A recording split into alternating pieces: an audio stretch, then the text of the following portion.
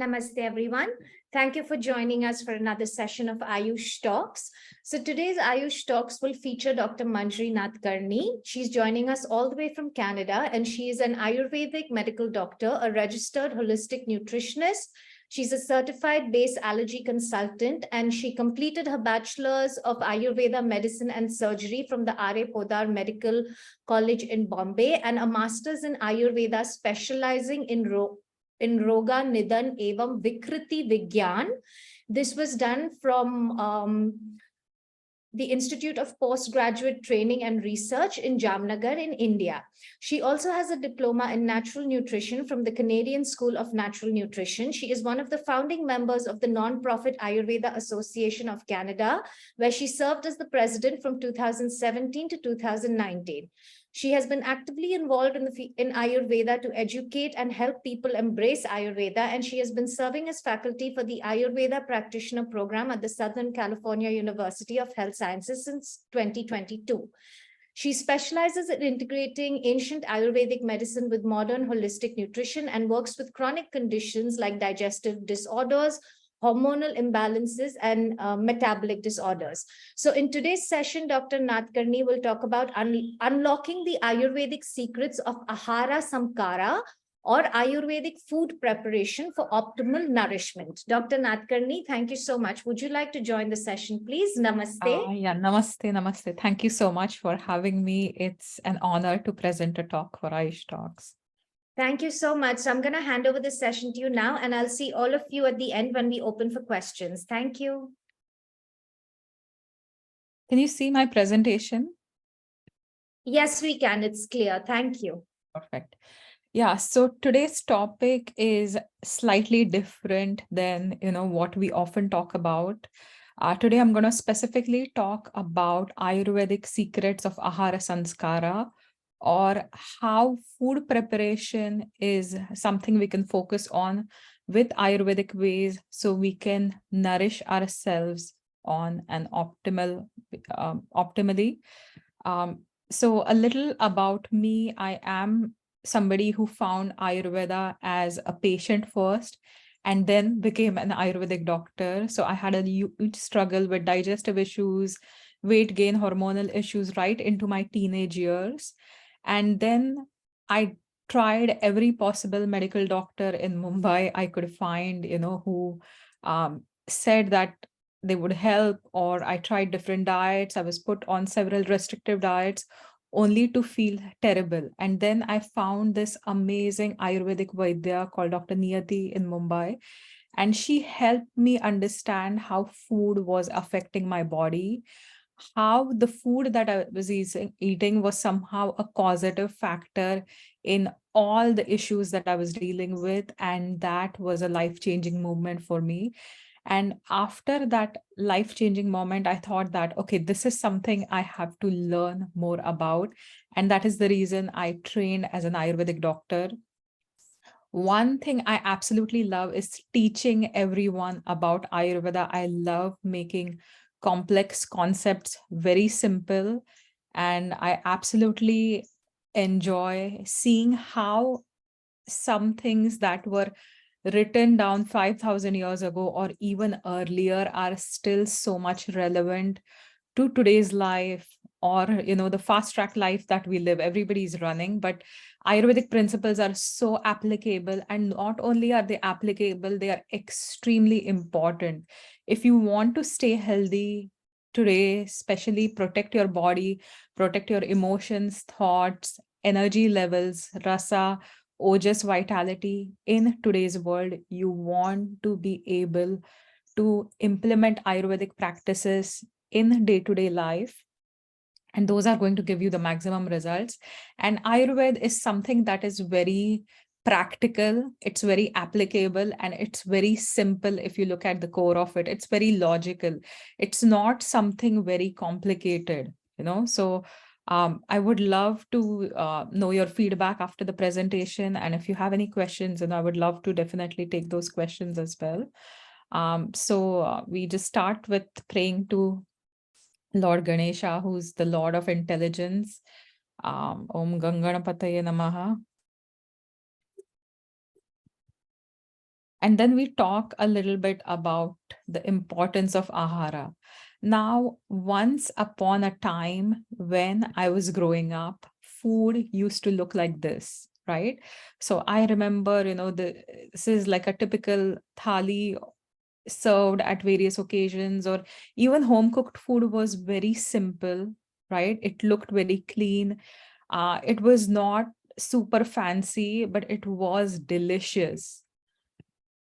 And now it almost looks like this. You can see all the added colors, the heaviness, richness of the food. A lot of people today, to save time, would rely either on eating out at restaurants, which is way quicker, so you don't have to cook food, or takeouts are extremely common in today's world where, nobody has the time. So takeout becomes the easier alternative. And with the rise in different companies that provide food at your doorstep, there is not much thought process that goes into making the food yourself. Food is something that has become, or cooking is something that has been secondary. It has been sometimes looked upon as waste of time, but it is not the case, right? Food has also become very, what I would say, has taken a completely different role in today's world, especially in the Western culture, where we are trying to find food in the basis of just a glass of whatever you can put in it and drink it, and that's your meal replacement, right? So meal replacements are extremely common. In the olden days, we would eat fruits, we would eat vegetables, there would be various food preparations. And now we can see different protein powders in the market that promise to give you all the protein that you need to sustain your day. There are so many green powders available, antioxidant powders available. So if you're missing something from the fruits and vegetables, they're packed with nutrition and they promise to deliver you all of that. But is it the case, right? Is it really something we are doing ourselves a favor by saving the time, by not taking time to see what's in our food, just grabbing whatever we can find easiest? Um, are meal replacements the way to go, or the vitamins that we pack into different products and then we eat it, is it the way to go? In my opinion, not really. If you know something about Ayurveda, we strongly believe that the food that you eat is making your body. You are literally what you eat. Whatever you put in your mouth is going to be a part of you. It is going to be a part of your physical body, also your mental body, your mind, your emotions are going to be decided upon what food you're eating. So do not be fast, do not be cheap, do not be easy, or do not be fake. And again, in the Western countries, I'm trying to talk more about here because I've seen how the food habits have completely changed, and here they're changing in the fastest possible way, right? So fake foods are also extremely common now, where you can get everything that's faux meat, that promises to be healthy. You can find so many vegan food alternatives that are promised to be healthier, but they are extremely processed and they are not close to their natural form. So that is a big problem we are all facing in today's world. So let's talk about the importance of ahara, or food, as per Ayurveda. So there is a nice shloka here, and we talk about pranaha pranabhrutam annam, annam lokabhidhavati, varna prasada sausvarya, jivitam pratibhasukham, tushti pushti balam medha, sarvam anna pratishtitam, laukikam karma yad tadvait swarga yaccha vaidikam, karmapavarga yachoktam, Tachapi Anne Pratishtitam. So every single thing that is connected with you today is sourced through food. So not only is food the source of livelihood for us, but you are made of food. In yoga, we talk about the body, the physical body, as Annamay Kosh, right? Annamay kosh is the sheath that is literally made from food. So your body is literally made from food. You are made from food, right? And what happens is whatever you're looking for, it's the prana that's feeding you. It is something that's really important for your survival, also your sustenance, whether we are looking at complexion or clarity, mental clarity, clarity of voice, pleasant voice, long life, understanding, intellect, memory, growth, satisfaction, motivation, physical strength. Like no matter what attributes you're looking for, you are going to get those from food. And whatever is beneficial in this world, whatever job you want to carry out, whatever your work profile could be, any connections you make with your family, spending time with them, how you interact with people is going to depend on this food. And not only in this physical realm where we live, but also when we talk about your spirituality, food becomes an integral part of spirituality. And Vedic sacrifices, whatever are related to the other world, always also connect with food, right? So whenever we look at a yagya, we are offering the fuel, we are offering ghee, we offer some grains to that fuel. So literally your digestive fire is that yagya sacrificial fire, that is important. And every time you eat, you are adding some sacrificial things in your body as a respect to that Jatharagni, as a respect to that fire that is situated in your belly. And then that food is broken down and transformed into your body components.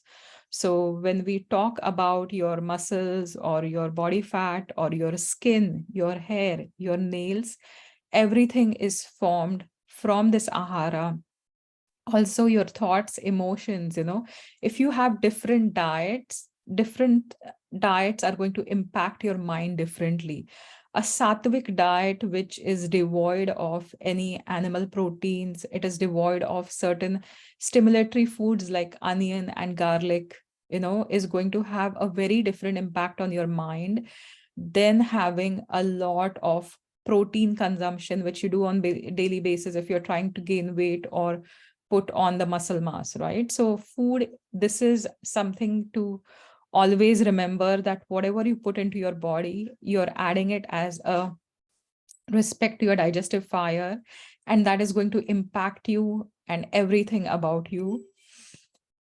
Now, there is also another shloka that talks about the importance of wholesome food. So there are two types of food. One, something that is very wholesome to you. This food is going to get integrated into your body very easily, become body components very easily. And this food is not going to create any pathogenesis in your body. It's not going to start any pathogenesis in the body. It's not going to start any triggers in the body.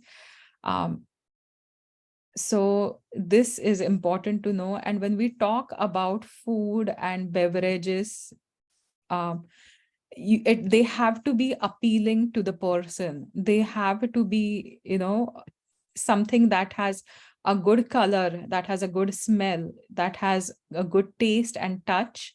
They also have to be taken in the right quantity at the right time, in the proper season, in the proper location. And those are known as the source of life. And they are extremely important for vitality for all living beings, right? So now another thing that I have noticed in the Western cultures, especially which is dominant on the nutrients, oh, I should get this nutrient from food.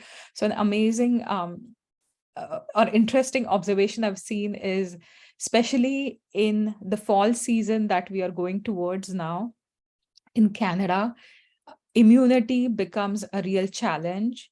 As you go through different seasons, the Rutu Sandhi period between the transition of two seasons is very challenging.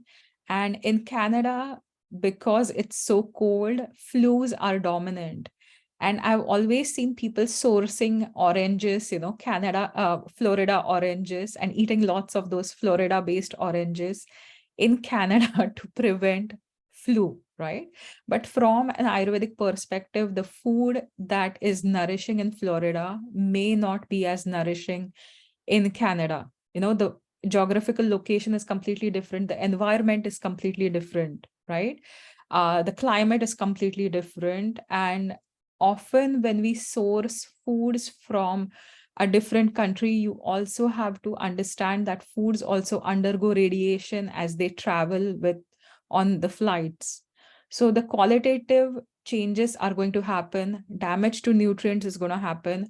The concentration of vitamin C in an orange that's grown in Florida, that's kept in Florida, is going to be different than the orange that has been transported to Canada. If you compare the vitamin C concentrations, 100% you are going to find a difference in those, right?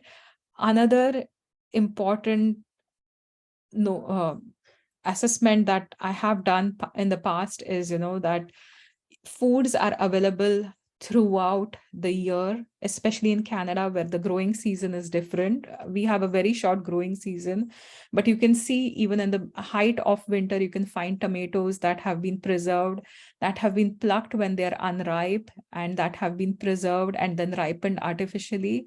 And now these foods are creating way more acidity in people. So tomatoes are acidic, but lots of acid reflux you will find being triggered because of these artificially ripened tomatoes. So these are just some examples that I wanted to say, that when we look at food from a wholesome or unwholesome concept, it has to have the good color, the good smell. So it has to be appealing to you, but it also has to have a proper season. It also has to have a proper location. Foods that are grown in a certain environment are very beneficial in that environment. So this is the point I wanted to make here.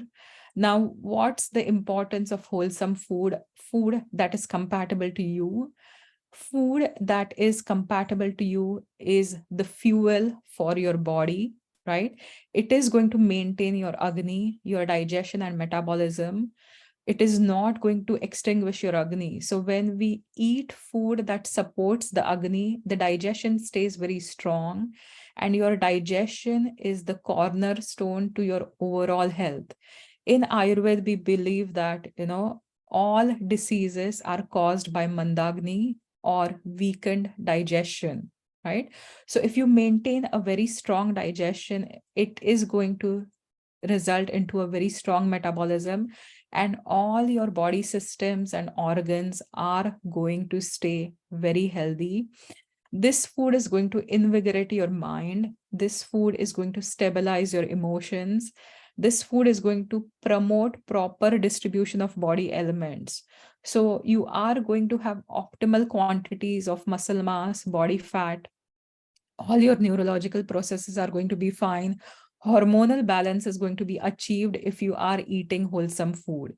If you eat unwholesome food, you can see that, there will be growth of excess fat, or there could be vata derangement if you're going for extremely dry foods, a diet-based foods today where everything is fat-free, that is not going to result into proper distribution of body elements.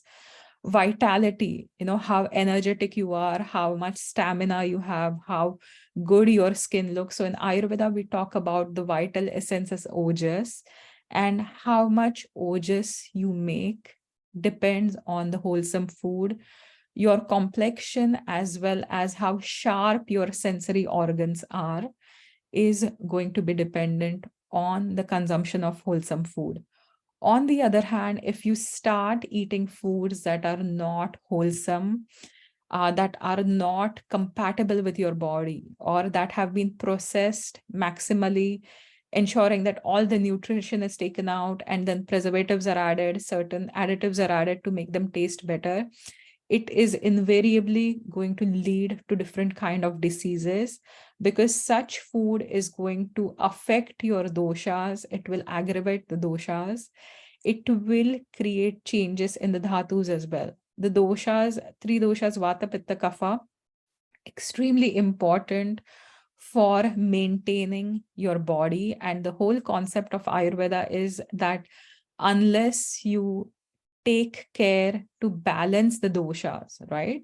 So the definition of dosha itself is whatever is going to cause any dushan, if it's not controlled, it has the potential to wreak a havoc on your entire body.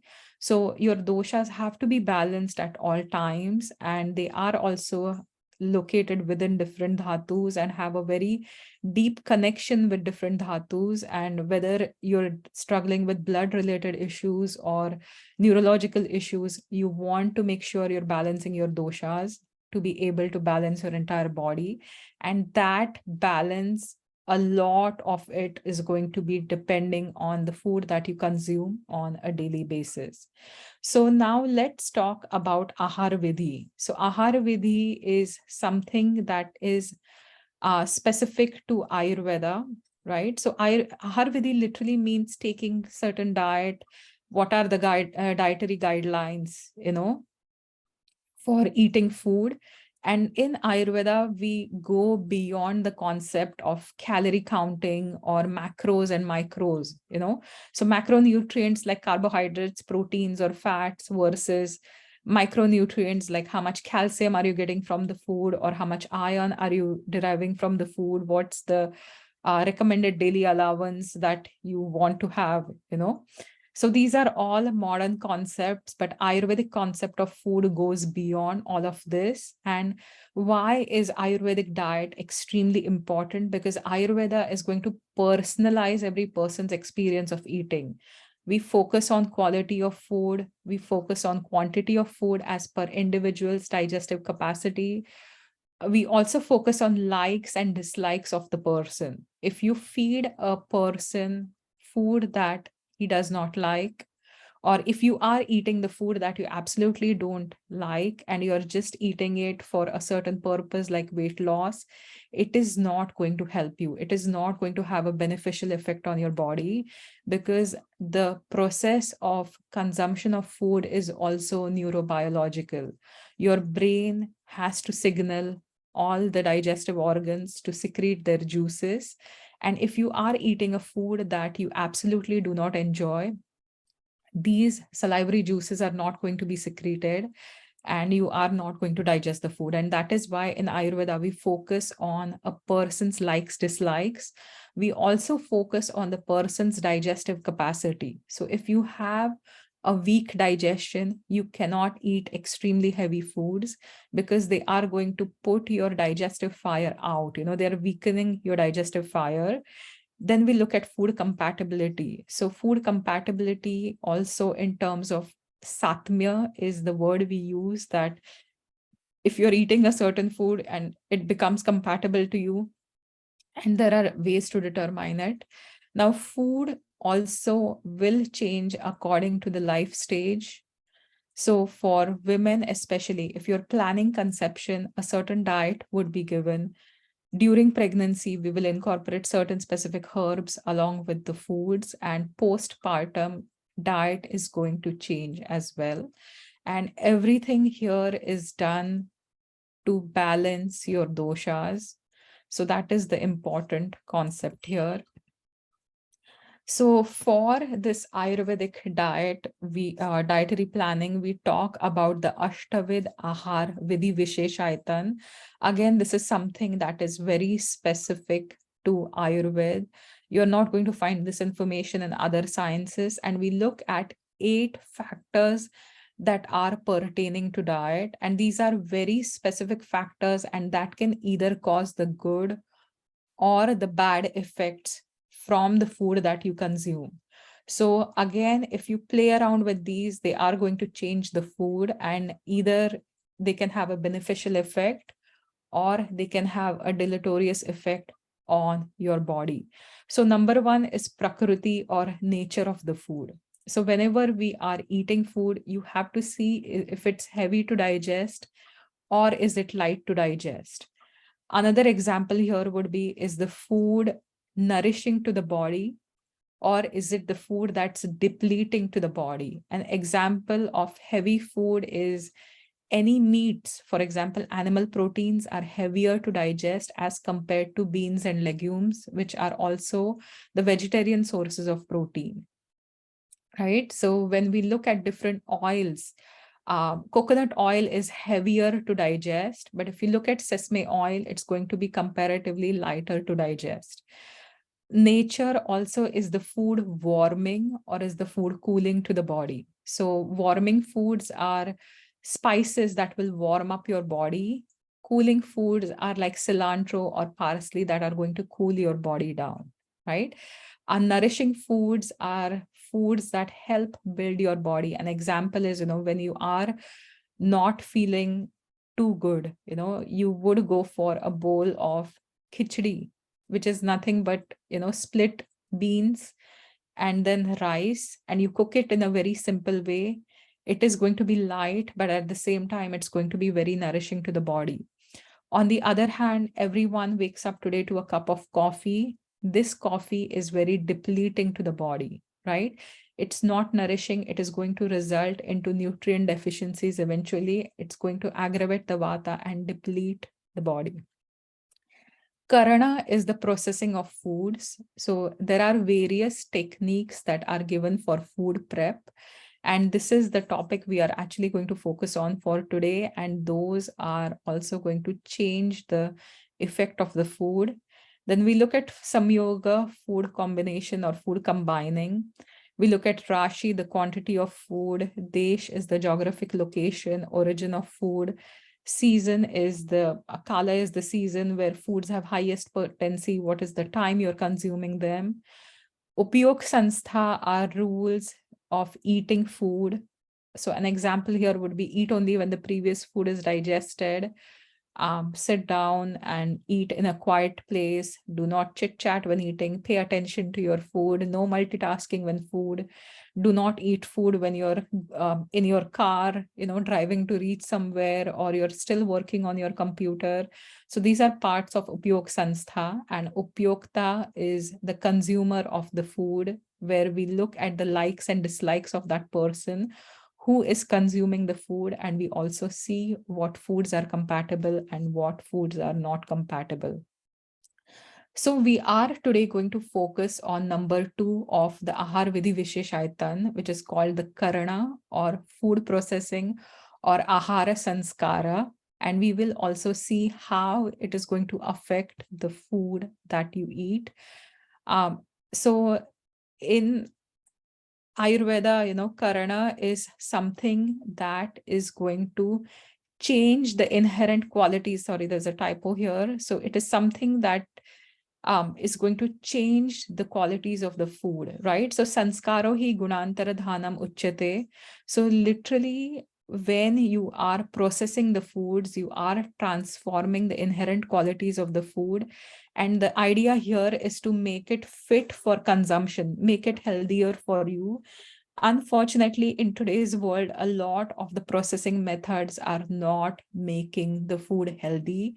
Rather, they are depleting the food of all the nutrients, right? So the best example is maida or all-purpose flour, which is stripped of all the nutrients, which is extremely refined, and then comparing it with, whole stone ground wheat, right? So whole wheat, where the husk is intact, is going to have a lot more fiber and nutrients. But once you process it into all-purpose flour, you are losing all of those nutrients, right? So processing definitely can create a lot of changes in the food, and that is exactly the topic for today. And the idea to understand is that it does bring about a qualitative change in the food, right? It will bring about a quantitative change as well. So an example is, after you process like 1 cup of whole wheat, the quantity is going to reduce as well, but the quality is going to drastically reduce. And this is exactly what we want to pay attention to, especially in our day-to-day cooking. Now, these are some Ayurvedic references of processing. So Toya Sannikarsha is contact with water. When you start cleaning, when you buy fresh fruits, vegetables, you're always going to wash those with water. You're going to cleanse them, maybe scrub them if they have any wax on it. Like apples in Canada have a lot of wax on them, so you may just scrub it, right? Um, Soaking would be a part of the toy sanni karsha as well. If you want to cook beans are very hard, so you are going to soak them in water. Agni Sannikarsha is contact with heat. So different methods where you're boiling, you're frying, you're roasting, you're sauteing, you will air fry different foods, barbecuing different foods. This will all be a part of the contact with heat, cooking with Agni, right? In the olden days, we used to cook on stoves, made with wood or um, uh, like chulhas, with natural firewood. And today the LPG gas has been replaced everywhere, right? So everybody has gas pipes in the home, and then you're cooking on those LPG stoves. So that's going to affect food differently. Shaucha is cleaning, rinsing, washing the food, right? So like whenever we buy leafy green vegetables in India, the first thing you would do is you just wash it to make sure there's no dirt, there's no like organisms in it, so you're always cleaning the food. That is shaucha. Even before you cook grains, you always clean them to make sure there's no stones or anything in it. That's shaucha. Manthana is churning or grinding, right? So churning, how you would churn yogurt to make buttermilk is one example. Grinding would be grinding spices. A lot of commercial spices are processed at higher temperatures. They are ground in chemical grinders and they are processed at higher temperatures. And spices naturally have a lot of volatile oils, which are going to get oxidized if they have been processed at higher temperatures, right? So ideally grinding with mortar and pestle. So if you see any of the old Ayurvedic uh, pictures, you will see that always there used to be a stone, mortar and pestle. And that's where we would even process the herbs, whenever we would do bhavna or something. Rarely mixers are used in Ayurveda. For pill preparation and all, we always typically use khal, or at least in the olden days that would be done, right? Because grinding at a low temperature without additional heat is very different than using a mixer blender, which operates at high heat.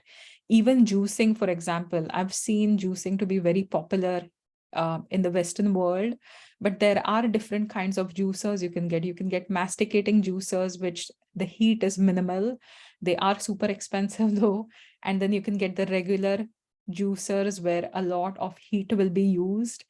Um, uh, and what ends up happening is you are going to lose out on the nutrients. Desh, place of or region, food will change according to its geography. Food definitely will change according to its soil, right? So when we look at different foods, funny observation I made was the cauliflower or cabbage when you buy in Canada, if you buy one whole cabbage, I once had to celebrate. I called it cabbage saptami. So all 7 days I had to like think of ideas to be able to prepare that cabbage, It was so huge. And if you look at cabbages in India or cauliflowers in India, the size is much smaller. At the same time, the taste is completely different, right? Because the soil would change the qualities and the soil would change the nutrients and the soil would affect the taste as well. Then we look at Kala. Time brings about a change in food. So ripening is an example here. Fruits, when they are raw, will be sour and not as nourishing. They will be pitta aggravating. Whenever foods turn ripe, they are going to be very nourishing, pitta balancing, very sweet to the body and the body tissues. Vasana, flavoring agents, preservatives, spices. So one thing that I always tell all my patients that I work with in Canada, that they eat a meat dominant diet and they try not they don't add a lot of spice. So spices is something that you have to add in your food. And I'm not talking about sharp spices like cinnamon or cloves or too much spices, right? But an example is marinating the meats before you cook them is a good idea because it makes the meat digestible. Not cooking spices on high heat is also important. And spices are important because they will stimulate the digestive juices. The fragrance from the spices is going to be very pleasing to that person. So you are going to want to eat aromatic foods, that smell amazing or that have really good aroma, that are very appetizing just because of the aroma, right? So they will help your brain understand that, okay, the food is here. I'm ready for the food. This has an amazing aroma. I'm going to eat it. And you will start secreting the digestive juice. Another factor here is Kala Prakarsha, which is the passage of time. So as time passes, certain changes are brought about in food. An example here would be fermentation. So if you leave something for a few days, just cover it, it will get fermented. Most foods will start getting fermented or will start getting rotted, right? A bacteria will act upon it. And fermented foods, when you ferment in a certain way, you are going to get a good result. But if you just let the food sit out, get fermented by itself, it will start rotting. There may be a lot of spoilage bacteria that grow there, and it's not going to be healthy, right? On the other hand, fermentation, for example, as milk, if you are fermenting it, it's going to be easier to digest when you take the fats out and all. Now, bhanjana is vessels in which the food is stored or preserved. So this is also extremely important.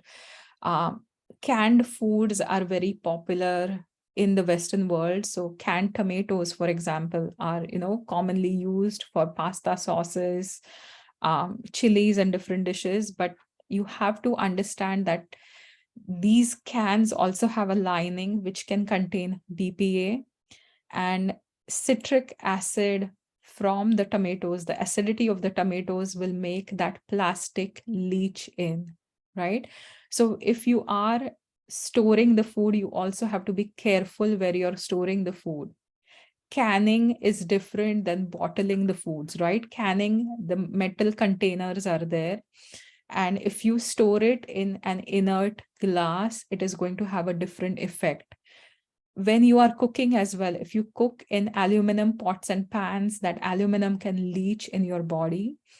If you cook in stainless steel, that is relatively inert, right? So you can modify it accordingly.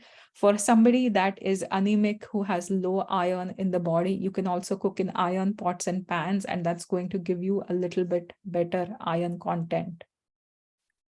Now, the one thing to remember is knowledge until it is applied is not power. So you always have to look at the application. So we are going to look at some traditional Ayurvedic applications as well as modern applications of this Karana or food processing.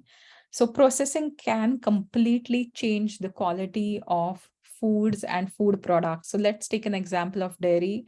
We can see milk here, we can see yogurt, we can see some cottage cheese, there is cheese, and all of these have completely different qualities than one another, but the raw material that goes to making all is milk, right? So it is made from the same thing, but yet very different because the processing is done differently. An example is when you look at cow milk, from an Ayurvedic perspective, it is sweet, cold, soft, soothing, unctuous, mildly laxative. It's heavy to digest. The qualities of cow milk in Ayurveda are said to be similar to that of ojas. So the 10 qualities are matching, and that is why cow's milk is something that is going to build up the ojas very well, is what's written in the Ayurvedic text.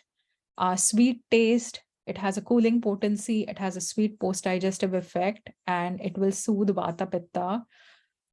On the other hand, when it undergoes fermentation to make curd, it becomes sour, heavy, hot. It can cause inflammation. It will bind the stool rather than serve as a mild laxative. And the sour taste is going to aggravate pitta and kapha, whereas milk was pitta balancing, vata and pitta balancing. So the same milk which balanced pitta became curd or yogurt, and now it started aggravating pitta. Now the same when you change it into buttermilk, yogurt, as well as milk that was aggravating kapha has now become kapha balancing, because it has become astringent, it is sour, it is light to digest, it is again binding the stool, and this also relieves inflammation or any swelling in the body.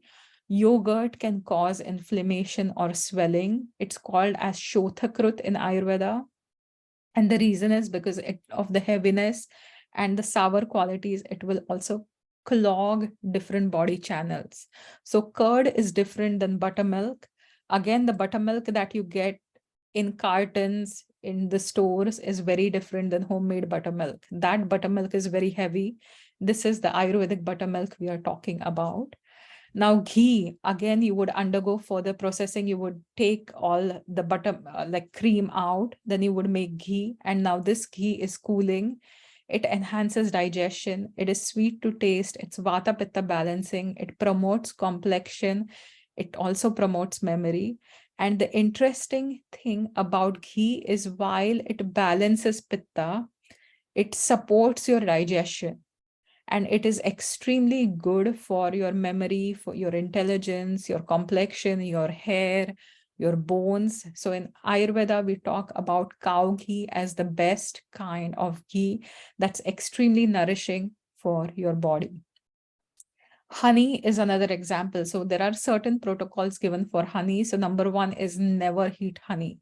You are never going to find an Ayurvedic doctor or practitioner use honey when they're baking something or when they're cooking something or putting it into hot teas, right? So there is a reason why we say this, because heating honey creates a toxic product called 5-hydroxymethyl furfuryl, and this is toxic to the body. Heating honey also is going to kill the natural enzymes with it and deactivate those enzymes. So you're not going to get the benefits of honey.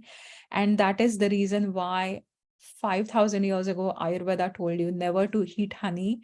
And also the diseases caused by heated honey or too much of honey or related to honey, not used in a proper way are very difficult to cure in the system. Right. So we've discussed some foods. Now let's talk about different, processing methods and how they affect food. So let's talk a bit about rice. Ayurveda says rice that is less than 1 year old is heavy, but aged rice, which is more than a year old, is going to be light. Certain rices like red rice is inherently light to digest. Short grain is light to digest, and basmati is heavy to digest. And that is why basmati rice is more used for celebratory reasons in India rather than having it on a daily basis. So Sona Masuri, Kolam, any of those traditional short grain rices are the best ones to eat on a daily basis. Brown rice, again, it's heavy to digest. Rice, when you're taking the husk out, it's going to be relatively easier to digest, right? Brown rice, because you're taking all the fiber out, will not, because the fiber is still intact, it will not affect the blood sugar as much. It is going to be lower on the glycemic index. On the other hand, rice, which is white, which is stripped of all the husk, is going to be, while light to digest, has the potential to increase your blood sugar. So for diabetics, white rice is not going to be the best kind. Poha or flattened rice is heavy to digest as compared to regular white rice. There was a controversy about arsenic in rice, I think about 2016 or something. Now in Ayurveda, we always wash and rinse the rice really well. You can also soak it for 30 minutes to an hour. And I remember that my grandma would cook rice, always boiling the rice in lots of water and discarding all that water. It would make the rice light to digest because there is no additional starch. A lot of the starch is taken out with the boiled water. And this also helps lower the arsenic content. So certain rices can naturally rice can pick up arsenic very easily. Rices found in different parts of the world they started testing and seeing that there was more arsenic that was not found in the rices around India or Pakistan or Nepal. So you don't have to worry about it, but soak it, wash it, soak it with lots of water, and make sure you're discarding the water when you cook the rice. And it will lower the starchiness. It will also lower the arsenic content. We talked about how raw mango is sour, astringent, pitta aggravating. The same when it ripens naturally, it's going to be vata pitta balancing. Cabbage is vata aggravating. It will become vata balancing once it becomes fermented into sauerkraut. Grapes, which are cooling, pitta balancing, once you make them into wine, they are going to become sour and vata increasing. Now, certain processes like soaking in water, right? So beans, lentils, even almonds in Ayurveda, we ask you to soak it in water, makes it more digestible. It's going to remove the phytic acid that grains, seeds naturally have, as well as beans naturally have. It's going to activate enzymes, improve the texture, improve the bioavailability. Sprouting also removes phytic acid, and often, the concentration of protein, fat, fiber is removed.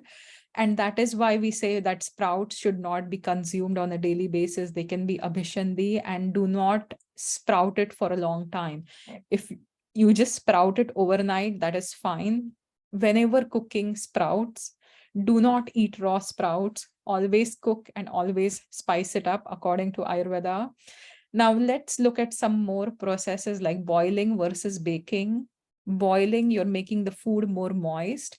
There is less nutrient loss. Baking, usually higher temperature is required. The food is dry, and that's why you have to oil it up, right? When you add some oil, only then the food is going to have a little moisture. If you don't put any oil, put it in the baking tray, it's going to become very dry. So that's the qualitative change. Regular white rice, when you cook it in pressure cooker versus regular white rice that you cook without a pressure cooker by straining it, is going to be light to digest. Pressure cooked rice will have a lot more starchiness, heavy to digest. Congee, which is rice gruel, right? When somebody is sick, you would give them rice gruel or congee. That is very light to digest. Comparatively, rice is heavier to digest. Methods like broiling, when you use a lot of high heat, less moisture is going to be there, more nutrient loss is going to be there. As compared to broiling, baking will be having a moderate heat, more moisture, and less nutrient loss. So this is comparative. We are looking at the Taratam Bhav, like comparative factors. Now, this is also something very popular in the West today. I don't know if it's catching up in India as well. Air frying. Air frying is huge here. Everybody wants to air fry to make sure that, it's oil free and it's really good for weight loss. But they're both, oil frying or air frying are both done on high heat. They can both lead to nutrient loss. If you oil fry it, it becomes heavy to digest and oily. If you air fry it, it's going to become light, but it's going to become dry. And especially if you have ever air fried beans or chickpeas to make them crunchy, you will know that they're extremely gassy, vata provoking. Whereas oil fried foods are going to be kapha provoking. They're going to balance the vata. Oil fry as compared to pan frying is going to be less oily, so it's going to be better digested. It's not going to be as heavy. And oil fried foods, if you're deep frying it, it's going to be heavy to digest. Now, cooking meat at high heat is always detrimental. Barbecues are, very common here. Barbecue season is here. I know barbecue trend is catching up everywhere. But when you cook meat at high temperature, it's causing the meat to have certain heterocyclic amines, which are seen to be carcinogenic. So processing the food on a high temperature, if you just take this meat and boil it into a soup or something, it's not going to cause heterocyclic amines. The fat that drips on the grill will lead to polyaromatic hydrocarbons, which are also carcinogenic. So you're using high heat, all the fat is dripping here, and it's going to create these heterocyclic amines as well as PAH, and these are both going to be carcinogenic. Cooking at high heat is always detrimental. So even if you are using vegetarian foods like potatoes or asparagus, certain food cereals, you're browning them or grilling them, on high heat, they will have acrylamide, right? Again, acrylamide is a carcinogenic substance. So French fries, potato chips, baked snacks, roasted asparagus, because it comes as acrylamide comes from an amino acid called asparagine, which is found in potatoes and certain foods. Canned sweet potatoes, pumpkin, canned olives, they all can have asparagine, so acrylamide. So you have to be very informed and make sure you're not, even cooking like vegetarian foods at super high heats, right? Now, juicing versus smoothies. So this is something that I also see a lot. So in Ayurveda, eating fruits is recommended. We don't talk about like juicing all the foods, or even mango lassi in the West is sold as an Ayurvedic concept. It's totally not. So juicing is cold, it's heavy to digest as compared to whole foods, whole fruits, vegetables. It has less insoluble fiber and it will provoke insulin, especially the fruit juices. Whereas if you eat a mango, you are going to get all the fiber from the mango. That's not going to spike up your blood sugar. But if the same mango, you put it through a juicer, you're taking all the fiber out, it is going to spike up your blood sugar. Smoothies are very popular. They're seen as like one drink nutrition, but they're extremely cold and heavy to digest, often have bad food combinations. People put yogurt, avocados, bananas, spinach, everything they can find and make a smoothie. And that is going to be very detrimental to your digestive fire or Agni. So if you have smoothies on a regular basis, it will aggravate your kapha and it will diminish your Agni. Energy bars that are sold in today's world or nut bars are going to be heavy, oily to digest. They can also provoke pitta. Adding a lot of flaxseed, lots of nuts are going to be, it will balance the vata, but it's going to provoke your pitta. And certain protein shakes that are sold as, meal replacements are also going to be heavy to digest and kapha promoting, right? So basic dietary practices are always eat warm, avoid cold foods. Warm is going to stoke digestive fire, stimulate your appetite. Eat moist foods, avoid all those fat-free foods. Fat-free foods are processed too much to take the fat out, and then they are not going to support your body because they will create vata aggravation and they could be heavy to digest.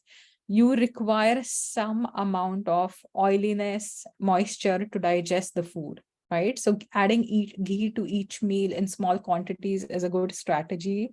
Adding a little oil, good quality to the food is good because foods have to be moist and unctuous.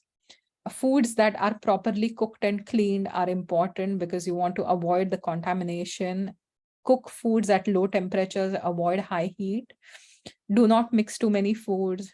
Smoothies can be heavy, damaging to the digestive fire. Leaving 1/3 capacity of stomach empty for digestive process. And I would avoid all the dietary fads. Follow traditional diets as they are rooted in Ayurvedic wisdom, right?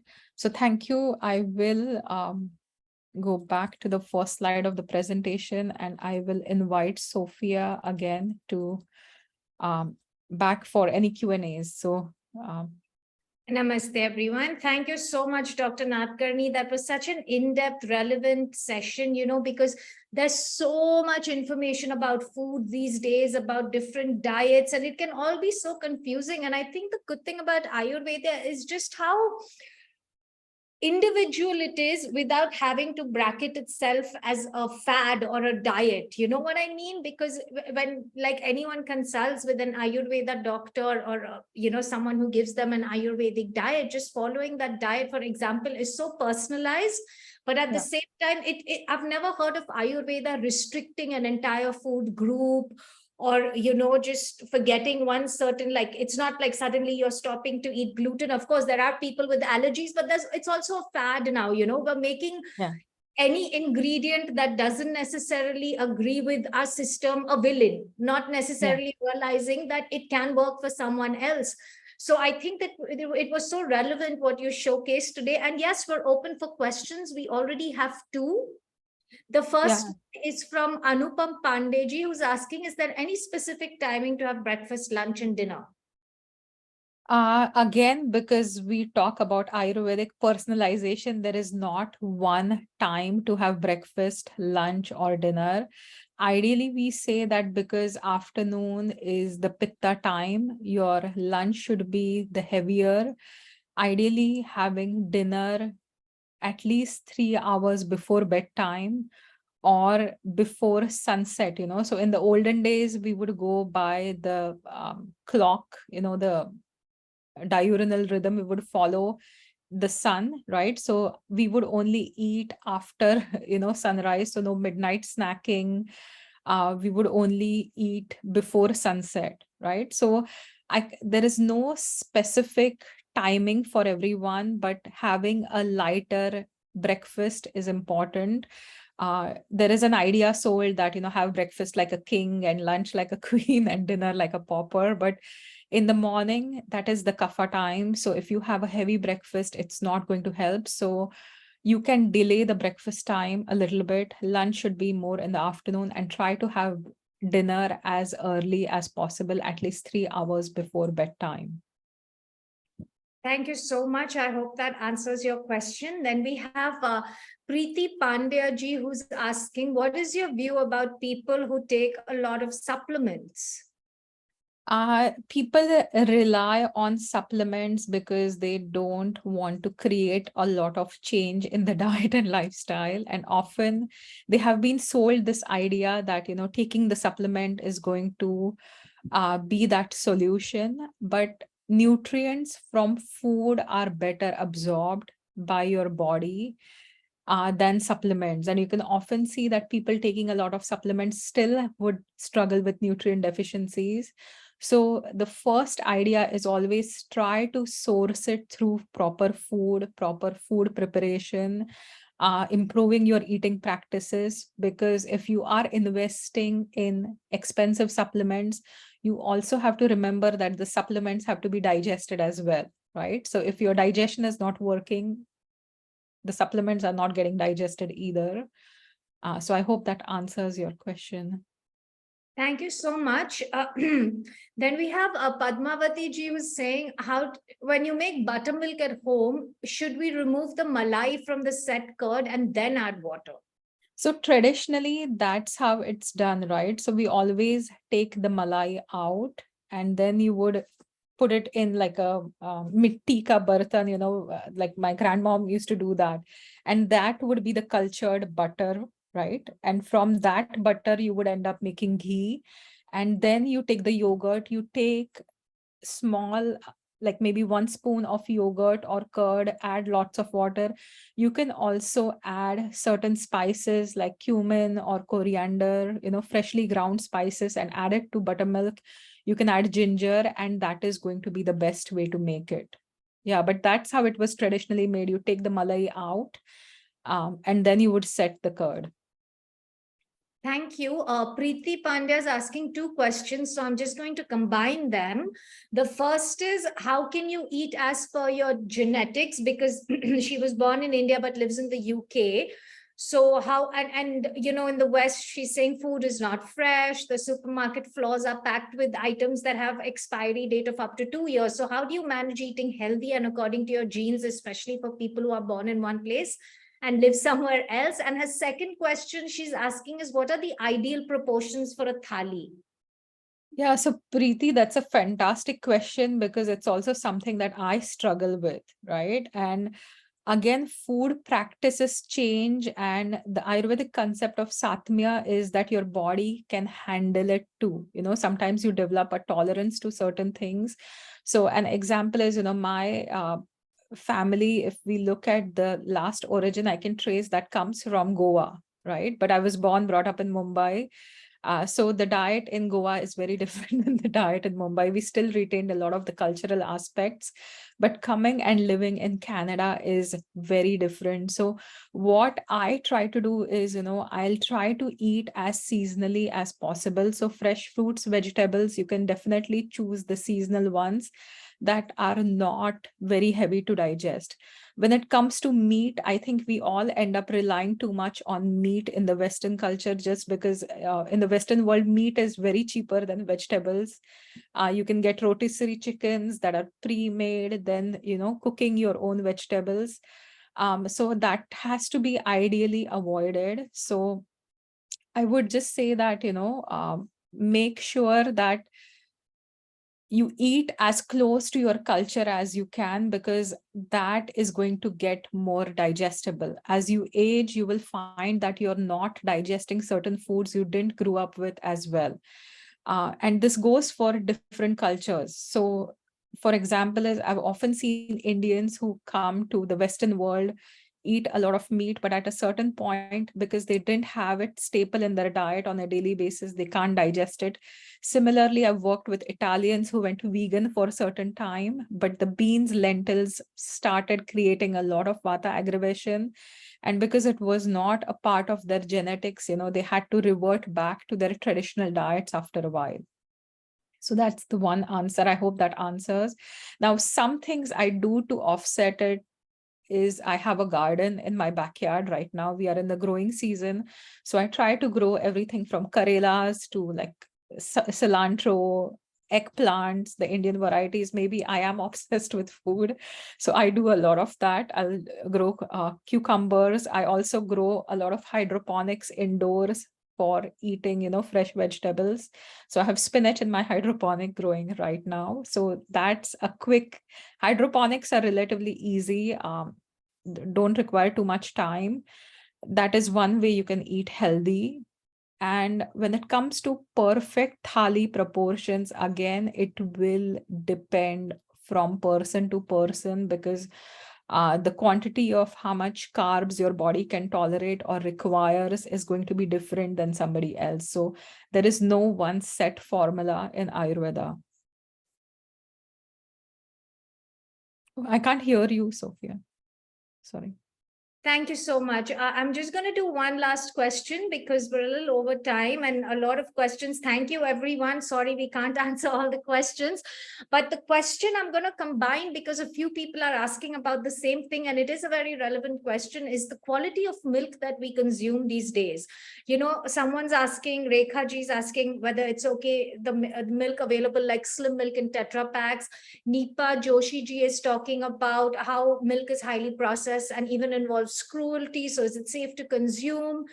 And yeah, so what is the general, how does one even go about getting quality milk, and how do you even test if it's good quality or not? So milk is very controversial because in Ayurvedic texts, we look at the most ojas building food is cow milk, and then we see that so many skin conditions are related to milk consumption in today's world, or so many allergies are related to milk consumption in today's world. Now, the milk has changed because of the processing as well. So an example is, in the olden days, you would have a cow in your backyard whom you would nurture, you would feed her lovingly, you would almost worship her, make sure she was really, well taken care of, and then you would get fresh milk from the cow. Now, cows are hormone injected, they don't have any space to move. They are force fed, they're fed unnatural diets, which are not their natural diets. And definitely the milk is going to be inflammatory. Imagine never moving, staying in like one small box. Your entire body gets inflamed because there is no lymphatic drainage, right? When you move, the lymphatics work. So for the cow, the milk is going to be inflammatory. Ideally, if you are having kapha related aggravations, any phlegm, any mucus in the body, excess weight gain, even getting rid of milk is a good idea in today's world.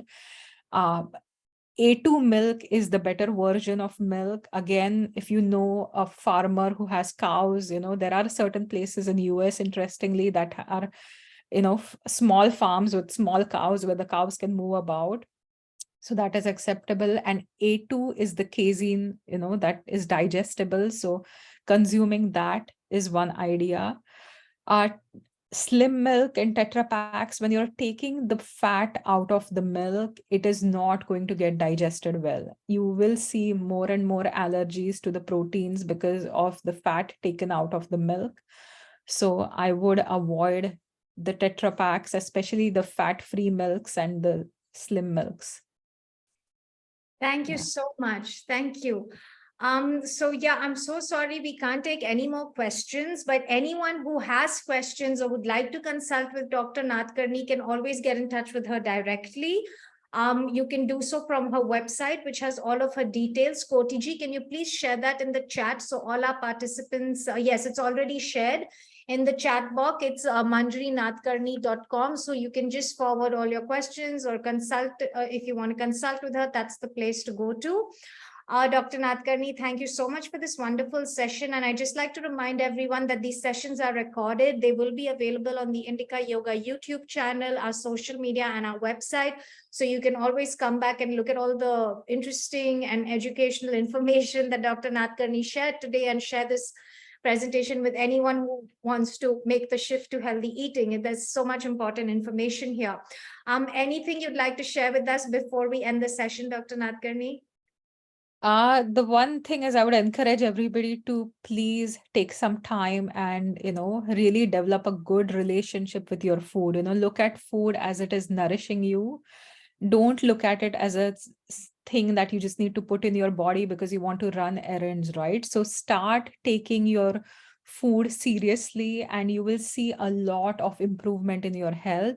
And the other thing is Ayurveda is not about fad diets. It's not about making everybody eat Indian diet, So you have to follow your cultural diets, and no matter where you live, what ethnicity you're born in, we can definitely plan a specific Ayurvedic diet for you. And that's what I do in my practice. I have clients who are in Europe, some are in Japan, so definitely your diet has to be according to your roots, right? And we can definitely do that in Ayurveda. So it's very personalized to you. Yeah. So just follow that, take food seriously, follow Ayurvedic principles, and you will see a lot of improvement in your health.